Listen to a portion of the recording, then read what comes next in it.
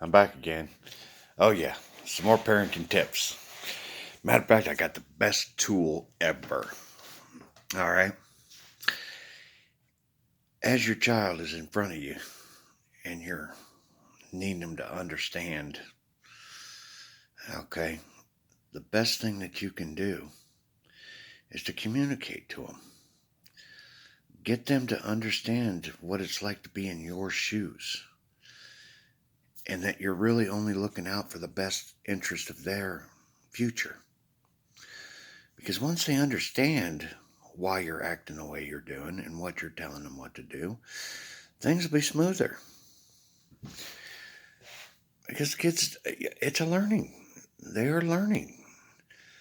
They are learning that the world is not about them, that they're in boot camp and that they have to act right and be a good little soldier. All right? Full of love and respect for everyone around them. It is important that they understand it. And turns out God gave us another tool that is just the best thing ever to get them to learn to be a parent. We call them pets. Yeah, turns out that's part of the reason why we have pets.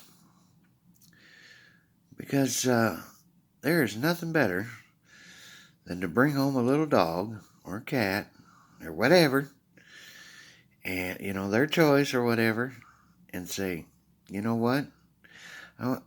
I really want you to show me how you can take care of this pet. All right? Because one day you're going to have real children, and I want you to understand what it means to be a parent. Now you got to feed it, you got to walk it, you got to clean its litter box or pick up its poo in the backyard. It's being a parent. Now you sure you want this pet? Okay, all right, because we're gonna go get one. Let's go do this. But you're gonna have to be a parent, because, dude, I'm busy. All right, this is yours. You need to do this. Do you want this pet? All right, and then you go get them that pet. And yeah, there'll be times you got to make sure it gets fed and watered because the damn kids. Get some water for this animal. Okay, yeah. It's parenting upon parenting, okay? Yeah. It's a learning process. Remember. Okay, patience. They are not going to get it right off the start.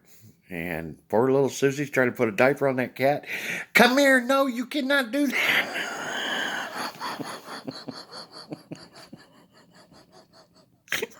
Okay, yeah.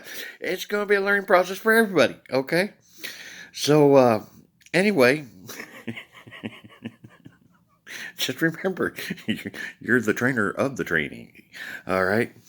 So, but here's the cool part: is as they do learn to be a parent for that animal falls in love with that little child, and there's nothing better in heaven than when someone is born in heaven and they find out that their childhood friend, their child, never really went away.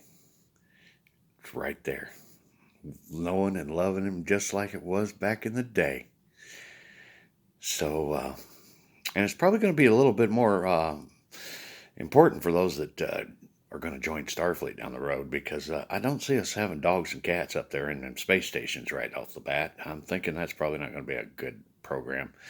So maybe get a spirit or two attached to them when they're children, so that they have some children when they go into be born in heaven. You never know. Retirement, they can get one then too, but you never know when you're going to kick the bucket thing, because it is going to be dangerous up there. I will not lie to you on that one. Mistakes will be made, but hopefully we'll minimize that and do our best to think twice and die once, because that's all you get. Yeah, there's only one. So up there's a lot. Like I said, it's a whole different program up there. But here it's a one pass only ticket. So respect it and take your time to do the right things. You know, one of the things in my history that totally changed my perspective of pets was we got a dog. And my mom and dad would only leave it outside. It had to stay chained up to a pole. And during the winter months or at night, we would bring it in on the back porch. And it would sit there and shiver. And poor Tippy, I will never forget how awful her life was. As she sat there chained up to a pole her entire existence. And my mom and dad would get so mad. Well, she has to be chained up because she just runs away. She never was trained. She was never given any time to learn to act right. Hell yeah, she got free of the chain. Shit, yeah, she took off running like a wild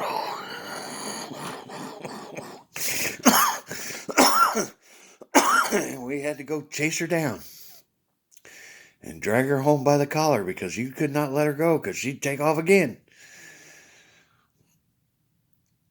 If that's what your idea of having a pet is, don't. Don't. That's not fair to that pet. If you want to have a real program for your children or yourself, then remember, it's a child. Treat it like one. It's not something meant to be chained to a post and left outside. It's meant to be loved. And if you absolutely cannot live with one in your house, well then, don't get one.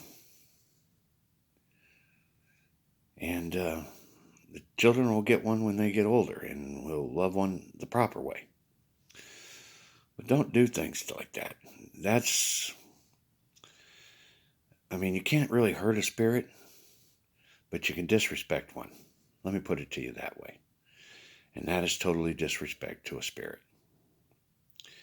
If all you're going to do is chain that damn thing up in the backyard, no, don't get a pet.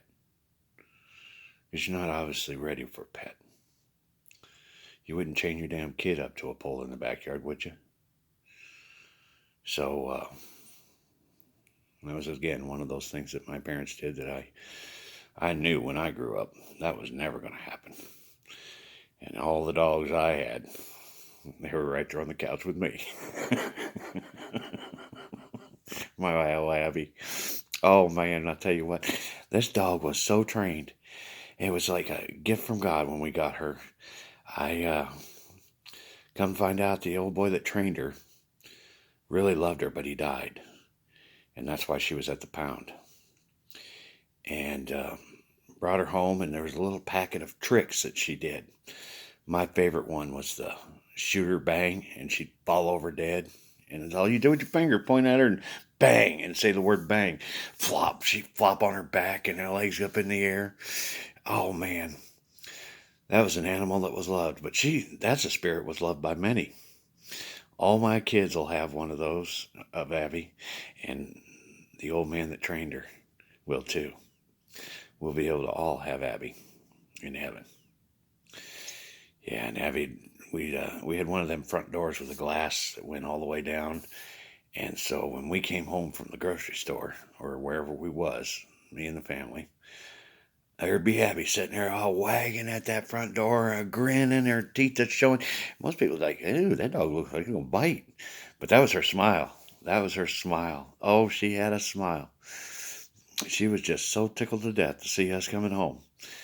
And yeah, it was just, that's how you take care of a pet.